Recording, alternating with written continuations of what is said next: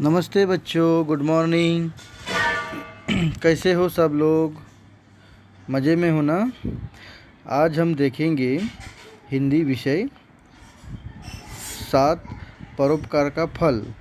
यह अरविंद जी ने लिखा है। जातक कथा सुनो और समझो और पढ़ो। तो यह कथा है परोपकार का फल। एक राजा था, वह बड़ा ही न्यायप्रिय था और दानी था। उसके कार्यों की चर्चा दूर दूर तक थी।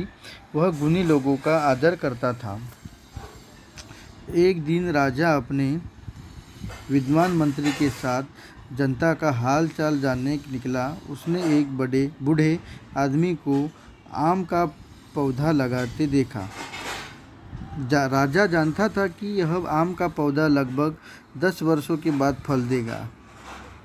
कौतूहलवश उस व्यक्ति के पास जाकर राजा ने कहा, बाबा, यह तो आम का पौधा है, इसमें फल आने तक क्या आप जीवित रहेंगे? राजा की बात सुनकर बूढ़ा आदमी मुस्कुरा दिया। बड़ी सादगी के साथ उसने उत्तर दिया, मैं अब तक दूसरों के लगाए पेड़ के मीठे फल खाता रहा। अब मेरी बारी है, मुझे भी दूसरों के लिए पेड़ लगाने चाहिए। सिर्फ अपने खाने के लिए पेड़ लगाना ठीक नहीं, हमें दूसरों के बारे में भी सोचना चाहिए। बूढ़े आदमी के उत्तर से राजा बहुत खुश हुआ। उसने तुरंत सोने के 10 चमचमाते सिक्के उसे इनाम में दिए। मुस्कुराते हुए बाबा ने कहा, देखो ना, पेड़ लगाए देर न हुई, इस पेड़ ने तो मुझे अभी फल दे दिया।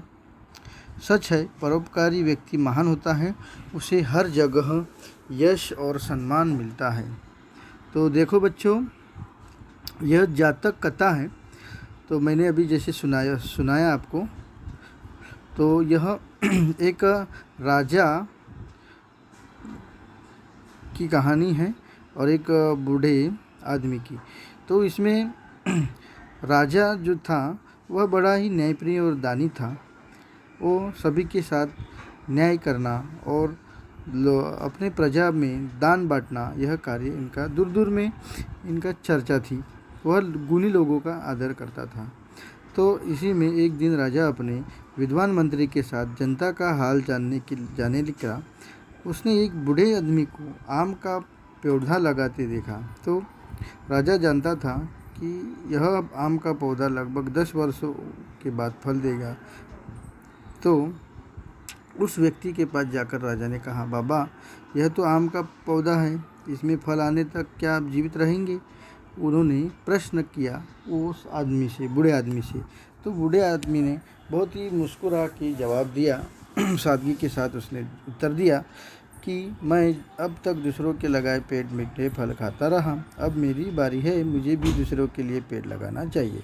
इस तरह से परोपकार यानी दूसरों के लिए कुछ करने का कार्य यानी परोपकार कहा जाता है।